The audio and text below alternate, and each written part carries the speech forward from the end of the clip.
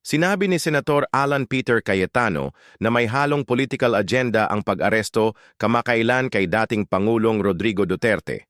Ayon sa kanya, sina dating Senador Leila de Lima at ilang personalidad ang nasa likod nito upang palakasin ang kanilang pangalan at pahinain ang mga Duterte.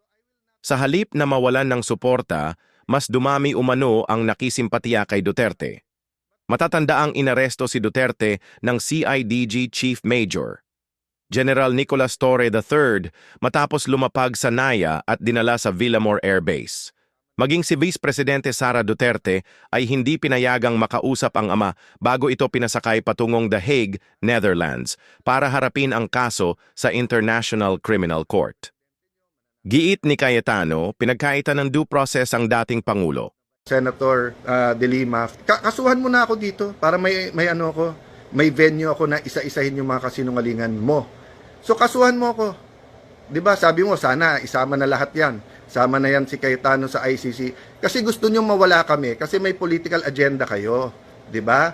May political agenda kayo nangarap na kayo Mananalo presidente niyo, mananalo si Vice President Lenny, mananalo kang senador, then ikaw susunod na Vice President or kung ano man yung mga pangarap niyo. Pero hindi niyo matanggap that people choose 'di ba?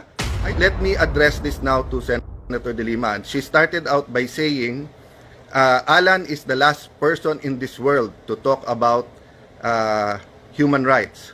You should be the last person to talk about due process. Wala kang karapatan. So, let's address that. Ano po ba nakalagay sa Philippine Constitution, ma'am? Kayo po, ma'am, ang naging Secretary of Justice. Di ba nakalagay? No person shall be deprived of life, liberty, or property without due process of law. So, si President Duterte po ay isang person. Person po siya. Sabi po ng Constitution, no person. Ako po, person din po ako. So, paano mo sasabihin you're the last person who should be talking about it? Wala pong last person sa Pilipinas ang pwedeng pag-usapan ang human rights kasi para sa lahat yan. Hindi lang para sa advocates at pseudo-advocates and sa politiko yan. Ang human rights ay para sa lahat, no? So, okay, let's go now to the issue na ayaw nyong sagutin at diretsyo. Paulit-ulit kayo sa Rome Statute, sa rules ng ICC, sa batas ng mga pinasa natin. Ang sabi ko nga sa inyo, i-assume na natin na valid at may jurisdiction sila. I-assume nyo na rin na valid din yung warrant. Hindi ka pwedeng dumating sa bansa, i-present mo na lang yung warrant na yan, tapos isasakay mo na sa eroplano at ililipad mo na. At kung yan ang ina-advocate nyo, napakadelikado niyan. Kaya pala sinasabi mo, isama na ako. In the next few days po, hindi lang si Senator Bato yan ang gusto ni Senator de Lima at ng iba nilang mga kaanib, gusto nila pong ubusin ang mga kalaban nila sa politika. Dahil hindi po to human rights agenda para kay Senator de Lima, ito ay isang political agenda. Di ba? Si President Duterte ba ay binigyan pa natin ng pagkakataon? Nakita niyo naman sa video, sabi niya, anong pagkakasala ko, anong ginawa? So, hindi ko na nga inisa-isa yung paglabas ng eroplano, hindi pa hawak yung warrant, yung hindi pagpasok ng ibang mga abogado niya, kasama yung anak niya, etc. No?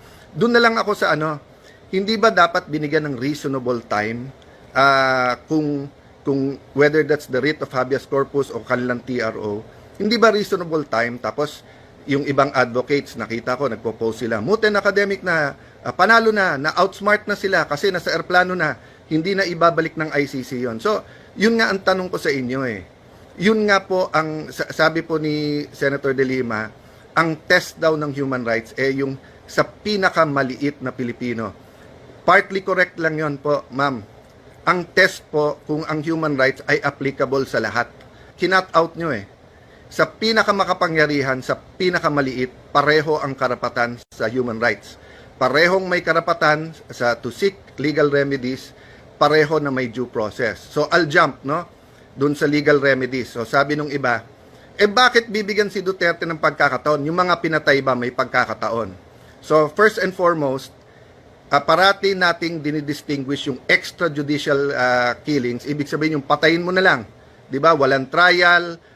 At dinidistinguish natin po yung mga tinamaan dahil nga sila-sila nagbarilan, mga sindikato, para hindi mahuli, 'di ba? So hindi state, hindi po mga alagad ng batas ang pumatay doon.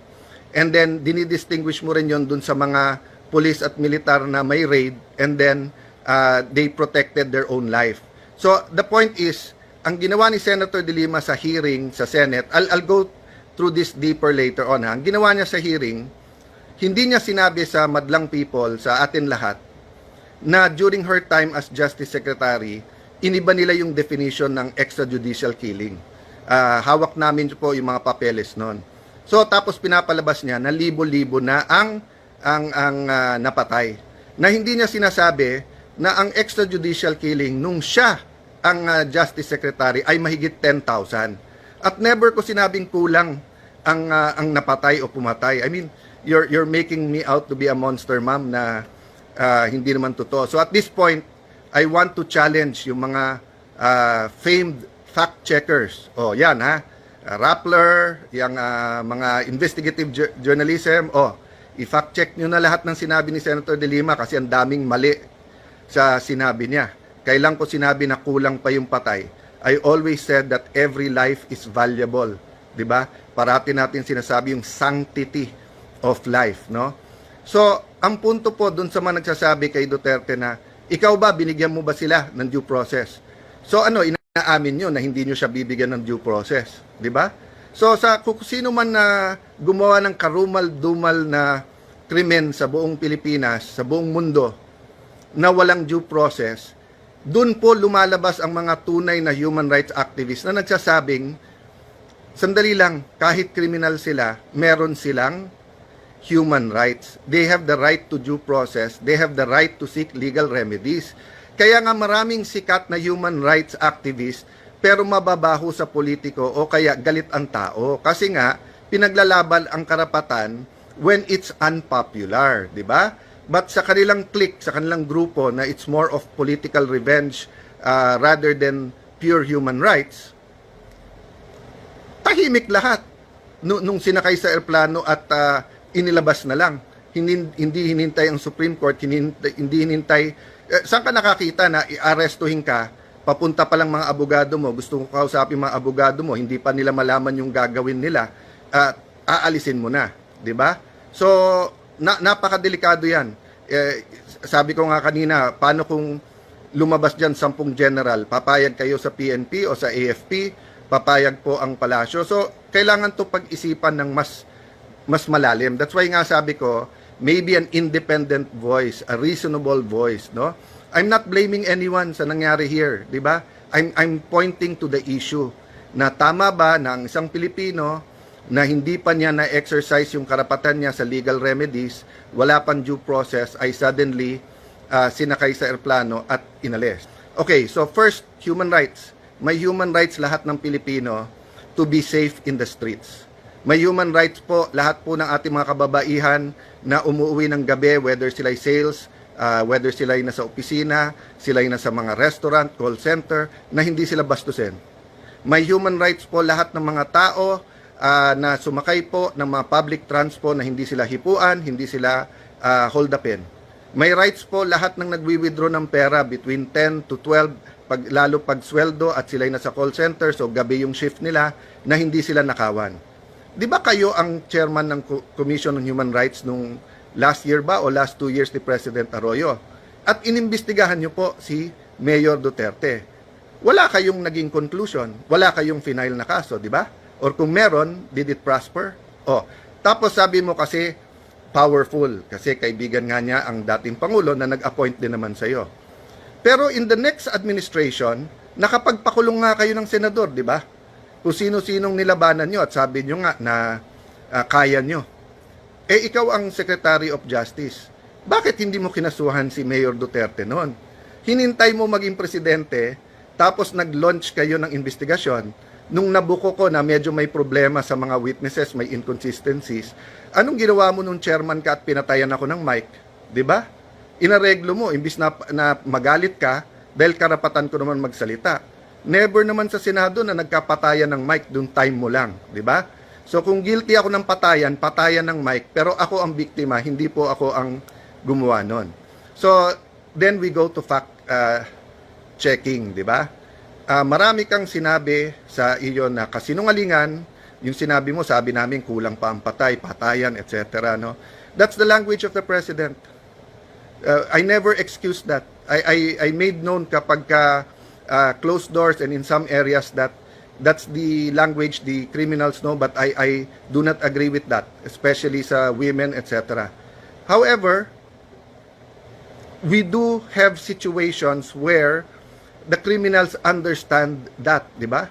So, ang punto po doon ay ang ebidensya ay yung safety sa kalye natin without excusing any violations of the law. That's why in the cabinet and even in the small groups, in the security cluster, basta't may murder, basta't may mali na ginawa ang pulis, ang sabi nating kasuhan. Ang proprotektahan lang po yung mga legitimate na operations. So I will not elaborate there now. I have a couple of appointments at napakarami yung sinabi, but maybe a challenge. So sabi sa 'di ba, sa ICC, dun muna kayo sa sa country. So kasuhan mo ko. 'Di ba? Sabi mo sana isama na lahat 'yan. Sama na 'yan si Cayetano sa ICC kasi gusto niyo mawala kami kasi may political agenda kayo, 'di ba? May political agenda kayo nangarap na kayo mananalo presidente nyo, mananalo si Vice President Lenny, mananalo kang senador, then ikaw susunod na Vice President or kung ano man yung mga pangarap nyo. Pero hindi nyo matanggap that people choose 'di ba? I don't always agree with who people choose. But I respect the people's choice. That's the democracy 'di ba? Nakatikim din ako ng talo, tikim ako ng panalo, nakatikim ako ng dala ako ng ilan mga grupo, nakatikim ako ng hindi ako dala. Nagpapasalamat ako parati kasi choice nila 'yon. But kayo napaka-frustrated nyo kapag hindi kayo nananalo o hindi nyo nakukuha ang basbas o ang tiwala ng tao. Kaya gusto nyo ikulong na lang lahat ng kalaban nyo, 'di ba? Former secretary, former chairman ng CHR, former senator De Lima, former a person who told the truth pero ngayon panay kasinungalingan. Kasuhan mo na ako dito para may venue ako na isa-isahin yung mga kasinungalingan mo at ng mga kasama. I meant no offense to human rights activists. Nirerespeto ko kayo. During my time, I always made time and made sure that people listened even if opposing ang views natin. But yun nga, nagdudugo pa rin ang puso ko. Ba't walang nagsalita sa inyo?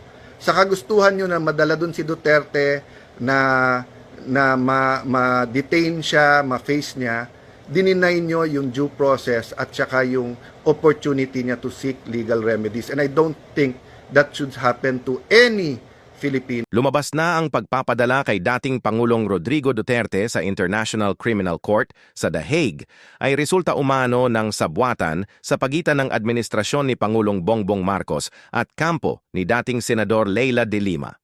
Ayon sa ulat, sina de Lima at iba pa ang nagsampa ng reklamo, habang ang Marcos admin ang naggiit na maipadala si Duterte sa ICC. Pinangalanan din umano ang mga nagtaksil kay Duterte, sina Defense Sec. Gilbert Teodoro, Justice Secretary Boying Remula, Interior Secretary John Vic Remula, at National Security Advisor Eduardo Año.